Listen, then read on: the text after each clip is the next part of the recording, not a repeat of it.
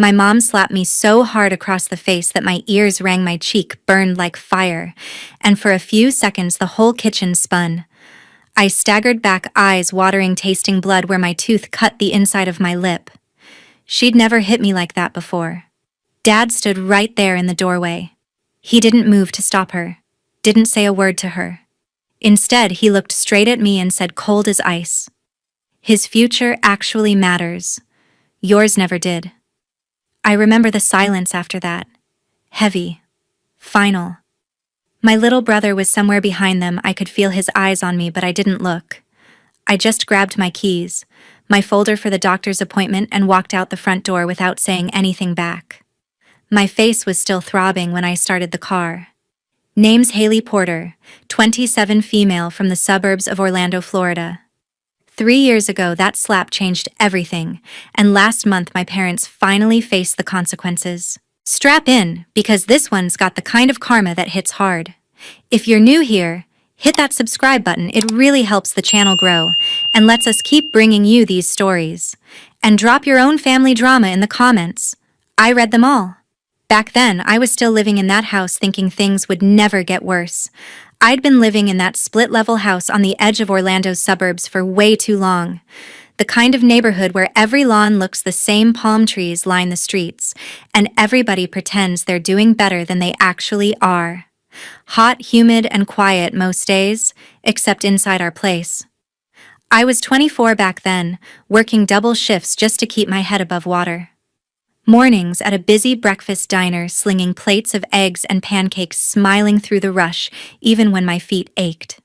Evenings picking up delivery gigs, racing around in my beat-up sedan, with bags of takeout balanced on the passenger seat. Tips were okay if I hustled, but after gas and phone bills, there wasn't much left.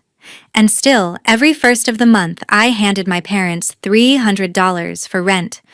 Cash, because Mom liked it that way. They started charging me the day I turned 18. No discussion, just an envelope on the kitchen counter with my name on it.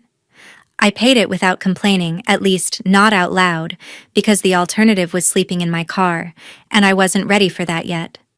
My younger brother Tyler never paid a cent. He was 20 then, stretching a 2-year community college program into its 4th year, taking 1 or 2 classes a semester. He slept until noon, most days, rolled out of bed in basketball shorts and whatever expensive hoodie Mom had just bought him, and spent the rest of the afternoon gaming or hanging out with friends. Dad had gotten him a used but shiny pickup truck the year before, nothing crazy but way nicer than anything I'd ever driven. Payments came out of some mysterious family fund I wasn't supposed to ask about. Dinner was usually the only time we were all in the same room. Mom would cook something simple, grilled chicken, pasta, whatever was on sale, and set an extra plate for Tyler even when he showed up late. He'd eat fast, phone in one hand, barely looking up. As soon as he was done, he'd push back from the table, mumble something about needing to study, and disappear upstairs. The dishes stayed right where he left them. That was my cue. I'd clear the table, scrape leftovers, load the dishwasher, wipe down the counters. Every single night. If I tried to leave it for morning, Mom would sigh loud enough for the whole house to hear and say I was being inconsiderate. So I did it, bone-tired from work, standing at the sink while the hot water turned my hands red. I felt invisible most of the time.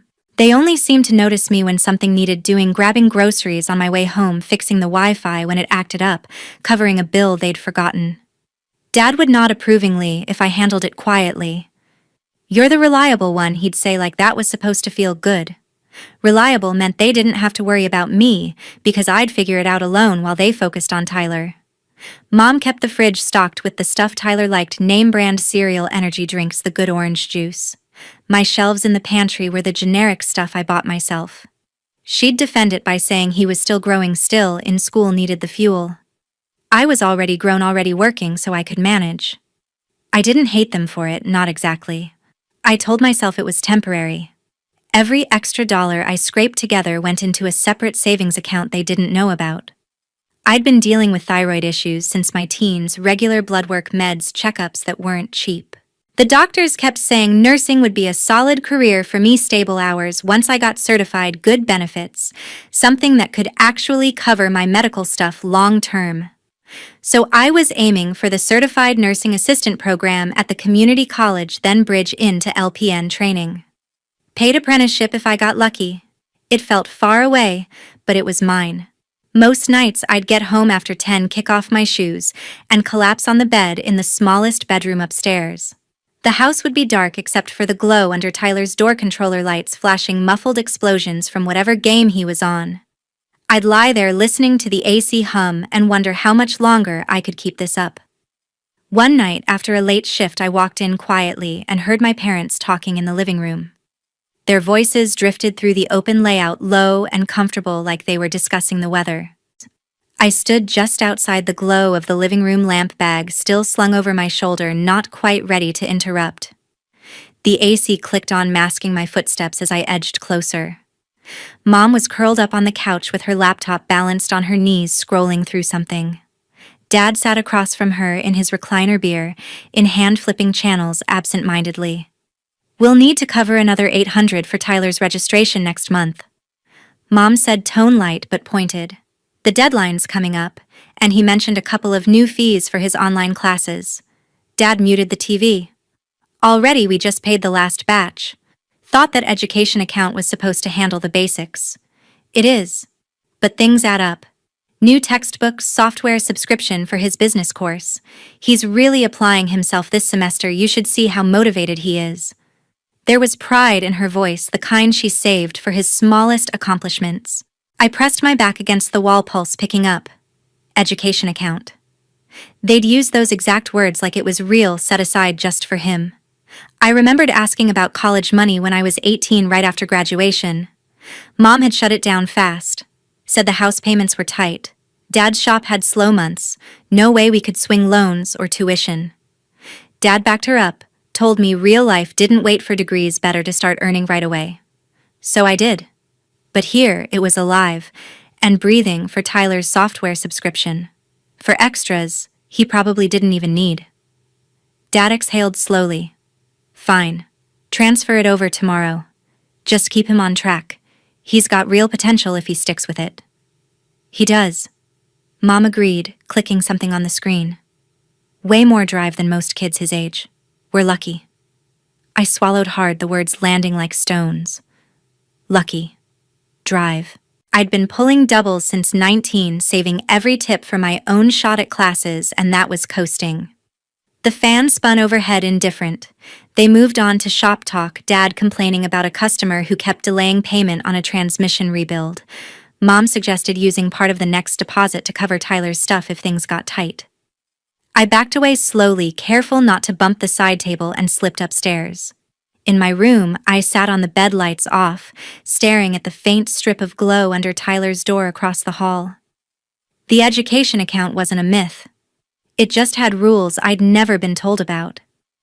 All those no's I'd accepted, all the applications I never filled out because I believed we were broke. It rearranged itself in my head, ugly and sharp. It stirred up another memory I usually buried.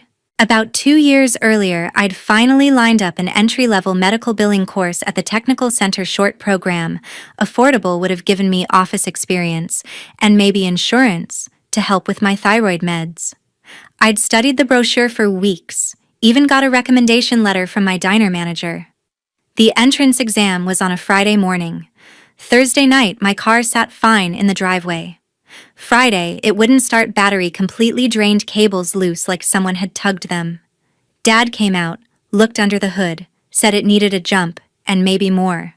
By the time he got it running and I drove over, the testing window had closed. Non-refundable fee gone, spot filled. I called from the parking lot, voice cracking, and they said, "Sorry, next cycle was 6 months away." Dad never billed me for his time, acted like he'd done me a favor. Tyler had been heading out that weekend for a beach trip with friends, last-minute plans, big group. I never thought twice about it then. Too upset about the money lost, too focused on picking up extra shifts to recover. But now, with the education account laid bare, that old breakdown felt different. Suspicious. Like maybe someone had made sure I stayed stuck. I didn't have proof, just a sick twist in my gut that wouldn't settle. I lay awake most of the night, turning it over, the pieces not quite fitting but close enough to hurt. Morning came too soon. I dragged myself downstairs around 9, still in yesterday's fog, pouring coffee while the sun blasted through the windows. Tyler wandered in closer to 10, hair messed up, wearing gym shorts and a tank top. He grabbed cereal, the expensive kind Mom bought just for him, and leaned against the counter, scrolling his phone. He glanced up eventually. "Hey, you working today? Afternoon shift?" "Why, my truck's low on gas and I've got that lecture at noon. Can you drop me off at campus?" "It's on your way to the clinic, right?" "The clinic?" "My thyroid appointment, the one I'd booked months out because the endocrinologist stayed backed up. Recent labs had flagged something off, nothing urgent but enough for closer monitoring. Ultrasound blood draw consult. I'd already arranged coverage at work." I stirred my coffee slower. "Can't today. That appointment's important, they're checking the nodules again. You can fill up or grab a ride with Ashley." He laughed, short and annoyed. "Seriously, it's 20 minutes out of your day. Just move the doctor thing. Labs aren't going anywhere. Move it. Like slots grew on trees." "No. I've waited too long already. Handle your own ride." Tyler's face tightened. He set his bowl down harder than necessary. "Whatever. You're always like this." He stormed out of the kitchen, phone already to his ear as he headed toward the living room. I heard him muttering something about me being difficult. Mom appeared in the doorway a minute later, arms crossed, expression set in that familiar, disappointed line. "Tyler says you won't help him get to class. It's one ride, Mom. He's got a truck and a license. It's not just a ride, it's supporting his education. You know how scattered he gets. One small favor, Haley, that's all." Small favor. The phrase echoed all the others I'd heard over the years. This is my health. The doctor specifically said not to delay. She stepped closer, voice rising a notch. "You're being selfish." "When did you get so stubborn about family?" "Selfish. For protecting my own appointment." The word stung more than it should have, piling on top of everything from last night. I opened my mouth to answer, but she cut me off with a sharp gesture. My mother stormed into the kitchen, her hand already raised. Her palm connected with my cheek in a sharp crack that echoed off the tile backsplash. The impact snapped my head sideways, a hot flash exploding across my skin as my vision blurred for several long seconds. I stumbled half a step, hand flying up, instinctively tasting copper, where my lips split against my teeth. The sting spread fast, deep, and throbbing like I'd pressed my face to a stove burner. The kitchen went dead quiet. No radio hum from Mom's phone, no clink of dishes, just the low buzz of the fridge and my own pulse hammering in my ears. I blinked hard, trying to clear the haze, and looked up. Mom stood frozen, hand still, half-raised, eyes wide like she couldn't believe what she'd just done. But the shock passed quick. Her mouth tightened into that thin line I knew too well. Behind her, Tyler leaned against the doorframe, arms crossed, a small smirk tugging at one corner of his mouth. He didn't say anything, just watched like this was entertainment he'd been waiting for. Then the front door opened and shut with a familiar thud. Dad's footsteps crossed the hall faster than usual, keys jangling as he dropped them on the entry table.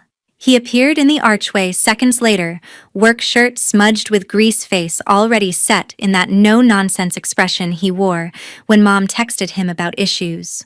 "What's going on?" he asked, eyes flicking from Mom to me and back. Mom found her voice first. "Haley's refusing to help Tyler get to class. Again." I asked her nicely, "I have my appointment." I cut in, voice steadier than I felt. My cheek burned hotter under everyone's stare. "It's not negotiable." Dad stepped closer, filling the space between us. He glanced at my face, must have seen the red mark blooming fast, but didn't comment on it. Instead, he fixed me with that flat, disappointed look. "Tyler's education comes first right now. He's got momentum. You can move one doctor visit." Momentum. For a guy who'd been finding himself in the same program for years. I opened my mouth, but he kept going. "Family supports each other, Haley. When are you going to get that through your head?" The silence stretched again, heavier this time. I looked at Mom, still rigid, hand slowly lowering. At Tyler's smirk gone now, but satisfaction clear in his eyes. At Dad, arms folded, waiting for me to fold like always. Something inside me cracked open, quiet but irreversible. All the nights scrubbing dishes while Tyler scrolled upstairs, all the rent checks written from tips I earned on swollen feet, all the no's I'd accepted because I thought they were fair, it crystallized in that moment. They weren't asking. They were demanding. And when I said no, this was the response. Dad's voice dropped lower, final. His future actually matters. Yours never did. The words landed clean, no yelling needed. Just fact in his mind. I didn't argue. Didn't cry. I just stared at him for a long beat, memorizing the complete lack of doubt on his face, then turned and walked to the counter where I'd left my bag. My hands shook as I grabbed my keys, the folder with my insurance card and lab orders phone. The mark on my cheek pulsed with every heartbeat. Mom finally spoke softer now. Haley, wait, he didn't mean it like that. But I was already moving. Past Tyler, who shifted aside just enough to let me through. Past Dad, who didn't reach out or say another word. The front door felt miles away, but I made it, pulled it open, stepped into the blinding afternoon heat. I sat in my car for maybe 30 seconds, engine running, AC blasting cold air against my burning skin.